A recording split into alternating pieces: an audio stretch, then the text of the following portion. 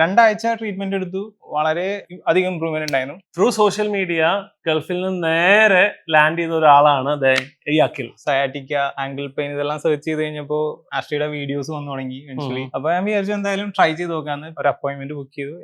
എയർപോർട്ടിൽ നിന്ന് നേരിട്ട് ഇങ്ങോട്ട് തന്നെ വന്നത്. Lower back pain, wrist, angle, ഈ 3 ഏരിയയിലായിരുന്നു പെയിൻ. ഞാൻ ഒരു സെയിൽസ് മാനേജർ ആണ്. സോ ഇരുത്തമാണ് കൂടുതൽ. നിന്നുകൊണ്ട് വർക്ക് ഉണ്ട്. നിന്ന് കഴിഞ്ഞപ്പോ ഈ ലോഡ് ഡിസ്ട്രിബ്യൂഷൻ പ്രോപ്പർ അല്ല. എന്തൊക്കെ ചെയ്തു? എന്തൊക്കെ റെമഡീസ് നിങ്ങൾ അപ്ലൈ ചെയ്തു? വോളിനി അടിച്ചിട്ടുണ്ടാവും എന്തായാലും? ഇല്ല, വോളിനി അടിച്ചിട്ടില്ല. ചൂട് വെച്ചിട്ടുണ്ട്. നിങ്ങളുടെ പോസ്റ്റ് നോക്കിയിട്ട് ഈ ടിൽറ്റ് ഉണ്ട് അങ്ങനൊക്കെ പറഞ്ഞു കഴിഞ്ഞപ്പം വാട്ട് ഡിഡ് യു തിങ്ക്? എനിക്ക് ആ ടിൽറ്റ് ഉണ്ടെന്ന് കേട്ടപ്പോ ഷോക്കിംഗ് ആയിരുന്നു. അതെ. വേറൊരു കാര്യം എനിക്ക് ഇങ്ങനെ ആഡ് ചെയ്യാനുള്ളത്, ആള് ബാക്ക് പെയിൻ ആയിട്ട് വന്നെങ്കിലും ആൾക്ക് അക്ലീസ് ഹീലിന്റെ അവിടെയും പെയിൻ ഉണ്ടായിരുന്നു, ആംഗിളിന്റെ അവിടെ എന്തോ പെയിൻ ഉണ്ടായിരുന്നില്ലേ?